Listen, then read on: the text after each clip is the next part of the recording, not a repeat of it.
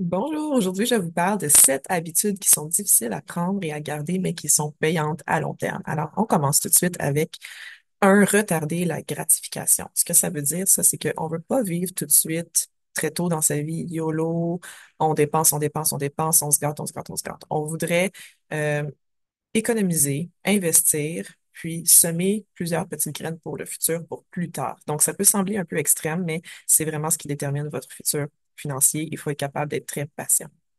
2, arrêter de procrastiner. Donc, on veut arrêter de trop penser, trop planifier, trop analyser. D'ailleurs, il y a une expression en anglais, analysis paralysis. Donc, si on analyse trop, on devient paralysé, on essaye de trop apprendre, trop tout savoir d'avance, puis là, ça nous empêche d'avancer et de prendre action. Donc, pour s'élever, il faut réduire le temps entre une idée et son exécution. Si vous avez une idée géniale d'investissement, prenez tout de suite des petites actions pour commencer à y arriver, pour arriver à vos fins. Vous avez une petite idée de projet, d'entreprise, d'un sideline, vous voulez investir dans un fonds particulier. Vous avez l'idée, le lendemain, tout de suite, faites une petite action parce que si on laisse traîner les choses, finalement, on le fait pas, puis ben, il n'y a rien qui change dans notre vie. Pas d'action, pas de changement. Dire non, ça c'est important. Dire non à qui, à quoi, ben, ce qui est pas important dans votre vie. Il faut faire du ménage des fois dans notre vie. On se sent souvent obligé, on veut blesser personne, mais bon, un non qui est ferme, un non à 100%, c'est toujours mieux qu'un oui à 50%. Donc, voilà, il faut focuser dans la vie. Priorisez votre sommeil. Sans sommeil d'une grosse nuit de 8 heures, je dirais, on est fatigué, on n'a pas d'énergie, nos idées sont toutes mêlées, donc c'est très important de bien dormir la nuit. Et 5 petits conseils pour un sommeil réparateur. Premièrement, pas d'écran au lit, surtout pas avant le dodo. Essayez de charger votre téléphone dans une autre pièce. Faire une respiration lente, une relaxation body scan. Donc, c'est un peu comme une méditation, mais c'est juste dans le fond de respirer lentement. On se concentre sur chacune de nos parties du corps en essayant de relaxer cette partie du corps. Dormir dans une chambre fraîche, il n'y a rien de pire que de se réveiller en sueur en plein milieu de la nuit. Une chambre le plus noire possible, silencieuse, qui est à portée un loup, des couches-oreilles. Investir dans un bon matelas et un oreiller, ça ne veut pas nécessairement dire des milliers de dollars. Sur Amazon, il y a des très bons matelas pour à peu près 4, 500 dollars pour des queens, genre. Donc, si vous dormez dans un lit simple, ça va être peut-être entre 2 et 300 dollars.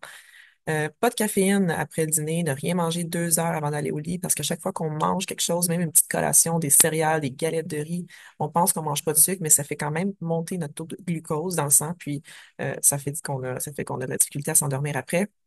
Et c'est encore pire si c'est un gros souper, un gros repas tard le soir. Ressentir la peur et le faire quand même. Donc, souvent, on pense à quelque chose, puis on se dit, oh mon Dieu, non, ça n'a pas d'allure, je peux pas faire ça. On a souvent la peur du ridicule. Puis la peur du ridicule, c'est le plus grand tueur de rêve. Moi, pour ma chaîne YouTube, j'ai peur du ridicule. Je mets des vidéos en ligne, je me demande ce que les gens que je connais ben, qu'est-ce qu'ils vont penser quand ils vont voir ça? Mais bon, faut pas que je m'arrête. Il faut que c'est un rêve, je veux le faire, je le fais pour aider les gens. Donc, allez-y vous aussi, inscrivez-vous à un cours d'université, retournez aux études, ou bien démarrez votre projet, démarrez votre entreprise, sortez de votre carapace, allez-y. Il y a une expression, une autre en anglais. Those who mind don't matter and those who matter don't mind. Ce qui veut dire en fait que les gens qui ont plein d'opinions, qui sont super dérangés, ben en fait, parce que vous faites, là, ben, c'est probablement des gens qui n'ont pas vraiment d'importance pour vous. Les gens qui sont importants pour vous, ils vont vous supporter, ils vont vous aider, ils vont vous encourager. Gardez constance. Ce que ça veut dire, en fait, tout le monde peut publier sur Instagram, tout le monde peut faire un workout, tout le monde peut faire un appel de vente, mais est-ce que vous êtes capable de maintenir ce rythme pendant plusieurs semaines? Donc, la vie, c'est pas un sprint, c'est vraiment un marathon. La constance, c'est la plus grande différence entre les rêveurs et les faiseurs. Accepter et même demander les critiques constructives. Il y a peu de gens qui acceptent bien les critiques. C'est difficile, on se sent sur la défensive, on se sent attaqué. Puis encore moins de gens qui sont capables de mettre ces critiques constructives en application. Tu sais, il y a des gens qui disent oui, oui, parfait, je comprends ce que tu me dis, bien noté. Puis après ça, ils vont juste retourner faire exactement ce qu'ils faisaient avant.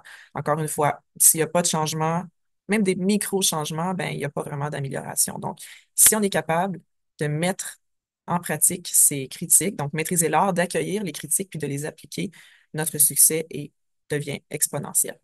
Et voilà, ça termine ma vidéo pour aujourd'hui. Si vous avez apprécié, peut-être considérez vous abonner à ma chaîne et puis je vous dis merci et à la prochaine.